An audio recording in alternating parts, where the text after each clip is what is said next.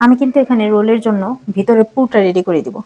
ফার্স্টে পুরের জন্য আমি এখানে যেটা নিচ্ছি, পেঁয়াজ আর কাঁচামরিচ পরিমাণ মতো। তারপর আমি এখানে দিয়ে দিচ্ছি অল্প পরিমাণে ব্ল্যাক পেপার। আমি এখানে দিয়ে দিচ্ছি অল্প পরিমাণে চাট মশলা।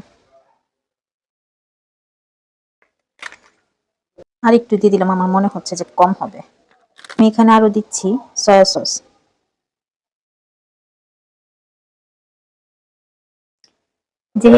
যেহেতু আমাদের সসের মধ্যে পরিমাণ মতো লবণ ছিল, কাজেই কিন্তু আমাদের লবণের পরিমাণটা বুঝে দিতে হবে। এখানে আমি অল্প পরিমাণে লবণ দিয়ে দিচ্ছি।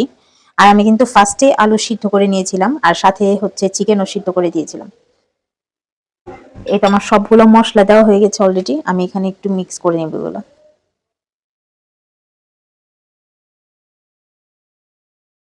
আমি এখানে অল্প পরিমাণে চিলি ফ্লেক্সও দিয়ে দিচ্ছি। আমার এটা এখনই মনে পড়লো, আমি ভুলে গিয়েছিলাম। এগুলো সব দিয়ে আমি ভালোভাবে এটা মিক্স করে নিব। এই তো আমার মিক্স করা শেষ।